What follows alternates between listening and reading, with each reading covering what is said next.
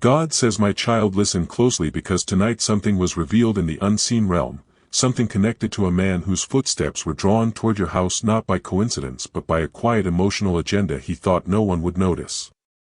He was not coming with physical harm in his heart, but with a motive wrapped in manipulation, confusion, and emotional sabotage.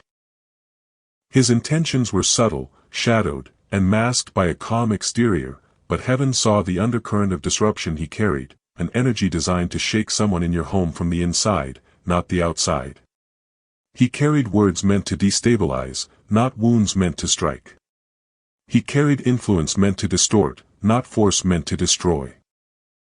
To the natural eye, he looked like someone familiar, someone harmless, someone with a reason to visit, but in the realm of spirit, angels saw the pressure of emotional interference that clung to him. He brought no weapon in his hands, yet he carried a heaviness in his spirit meant to attach itself to the heart of someone in your household. Heaven saw how his unspoken intentions curved around his thoughts. He rehearsed conversations. He imagined responses. He pictured scenarios where he could twist someone's emotions just enough to make confusion appear as truth, doubt appear as wisdom, and exhaustion appear as clarity. He was coming to plant seeds, tiny suggestions meant to grow into uncertainty, comments meant to stir vulnerability, questions meant to unsettle the mind of someone who has already been emotionally fragile. This man has been watching quietly from a distance, studying weaknesses, sensing emotional openings, and waiting for a moment where he could step in under the disguise of concern. He thought he could influence decisions. He thought he could reshape someone's perspective. He thought he could pull someone in the direction he wanted without ever being detected. But heaven intervened. Archangel Michael stepped before the threshold of your home and said, "Not this house. Not this family. Not this mind." The moment he approached your door, the angelic realm saw the vibration of his intentions and blocked the full force of what he carried. He was allowed to walk near your home, but his influence was not permitted to enter. His mission was emotional, not physical, and that is why heaven exposed it, because emotional sabotage is often more dangerous than a visible threat. Heaven redirected his words, confused his timing, and unsettled his confidence so his influence weakened before it ever reached your door. Heaven wants you to know this: the enemy is shifting tactics, not with attacks you can see, but with emotional manipulation disguised as conversation, concern, or connection. And the man who walked toward your home carried exactly that kind of subtle disruption. Before I reveal who sent him and why heaven intercepted his emotional agenda, you must understand the spiritual strategy behind his sudden interest in your household. God says, "My child, now listen with your inner ear, because the man who approached your house did not come on impulse, nor did he arrive by curiosity. He was spiritually nudged, emotionally influenced, and mentally guided by a strategy designed to enter your home through the softest spot, through feelings, not force." His motive was not born overnight. It grew slowly, fed by whispers of insecurity, suggestions of opportunity, and subtle influences that made him believe he had a role to play in the emotional stability of someone inside your home. Heaven reveals that his sudden interest was not genuinely his own. It was planted in him by a darkness that thrives on confusion and emotional vulnerability. That force saw an open door, not a physical one, but an emotional one. Someone in your home has recently been tired, drained, uncertain, or overwhelmed, and the enemy sensed an opening. When a heart grows weary, it does not need destruction, it needs only a gentle push in the wrong direction. And this man was chosen for that push. He became a vessel for emotional interference without even knowing it. Thoughts began forming in his mind: maybe they need my guidance, maybe I can influence their decisions, maybe I can shift their direction. He mistook these manipulative thoughts for intuition. He interpreted spiritual interference as personal responsibility. And because he believed his intentions were harmless, he walked forward without questioning where the thoughts originated. God says the enemy never sends someone to destroy what is strong, it sends someone to distort what is unstable. And recently, someone inside your home has been vulnerable. Someone has been questioning themselves. Someone has been longing for outside validation. Someone has been emotionally open, seeking comfort or clarity. That is the person this man was drawn toward. The enemy studied their weakness, their worries, their insecurities, and whispered, "Send someone who appears harmless. Send someone they trust. Send someone they won't suspect." And so the man approached your home, not knowing he was carrying a subtle emotional agenda, the kind disguised as protection, advice, or concern. Heaven saw through the strategy instantly. Angels positioned themselves around the atmosphere of your home, blocking the emotional attachment he was meant to form. Heaven did not stop him from walking, heaven stopped him from influencing. He left confused, unsure, unsettled, not understanding why the words he practiced suddenly felt wrong, why the conversations he pictured no longer seemed appropriate, why the emotional pull he felt started dissolving the closer he got to your door. That was divine interference. Heaven disrupted the script he was meant to deliver. And heaven wants you to understand the depth of this. His interest was not natural, it was activated. But before I reveal who inside your home the enemy targeted with this emotional setup, you must understand the exact weakness that made them vulnerable. God says, "My child, now listen carefully, because the emotional sabotage that was forming against your home did not target strength, it targeted softness. It did not aim for the secure heart, it aimed for the weary one." The enemy studied your household the way shadows study the direction of light, searching for the place where heaviness had begun to settle, the place where someone's spirit had grown tired enough to crave attention, reassurance, or understanding. And heaven reveals that the vulnerable one in your home is someone who has been quietly struggling, someone who has been feeling unnoticed, unsupported, or emotionally overwhelmed. They have not spoken it out loud, but heaven has heard the silent cries hidden beneath their daily routine. They have been overthinking. They have been doubting themselves. They have been longing for a voice to tell them they are valued, enough, needed, or understood. Their heart has been open, not out of weakness, but out of exhaustion. And open hearts, when tired, can become entry points for emotional manipulation. The enemy saw this emotional fatigue and whispered, "Send someone who will offer attention. Send someone who will speak into their insecurity. Send someone who seems caring, even if the care is counterfeit." And that is why the man with the subtle agenda was drawn to your home, not to break a wall, but to slip through a crack. God says this person inside your home has recently experienced emotional pressure, maybe stress, maybe conflict, maybe loneliness, maybe disappointment. They have felt unheard in moments where they needed support. They have carried worries they didn't want to burden anyone with. They have tried to appear strong while their heart quietly trembled under the weight of everything they refused to express. This internal struggle is what made them spiritually visible to the enemy. The exhausted heart became the target. The longing for emotional reassurance became the doorway. And the enemy thought, if someone speaks the right words at the right time, their direction can be shifted. Not destroyed, shifted. Not broken, misguided. Not harmed, misaligned. This was never about physical danger, this was about emotional influence. The enemy wanted to create confusion, divide trust, and alter decisions by introducing an outside voice disguised as comfort. But heaven intervened because the enemy's plan relied on secrecy, and secrecy is powerless when heaven exposes motives. You were never meant to discover this by accident. Heaven is revealing it now so you can understand the spiritual landscape of your home, because clarity removes vulnerability. This person in your household is not weak, they are simply tired. Their heart needs support, not suspicion. And heaven is ready to strengthen them before the enemy tries again. But before I reveal how heaven plans to shield this person and fortify your home, you must understand the emotional trap the enemy hoped they would fall into. God says, "My child, now listen with your inner spirit, because the enemy's plan against your household was not built around dramatic destruction but subtle disruption, an emotional trap designed to look harmless on the surface while quietly pulling someone in your home away from their clarity, their peace, and their right alignment." The trap was woven with soft threads, not sharp edges. It was crafted with flattery, attention, false comfort, and disguised understanding. The enemy knows that when someone is tired, the wrong voice can sound soothing. When someone feels unnoticed, the wrong person can appear comforting. When someone feels unheard, manipulation can masquerade as care. And that is precisely how this trap was designed. Heaven reveals that the enemy wanted the man approaching your home to position himself as a solution.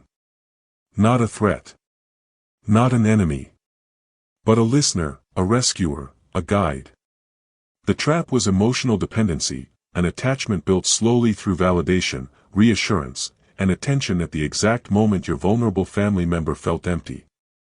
The enemy whispered to the man, say what they need to hear. Offer what they're missing. Fill the space their spirit is struggling with.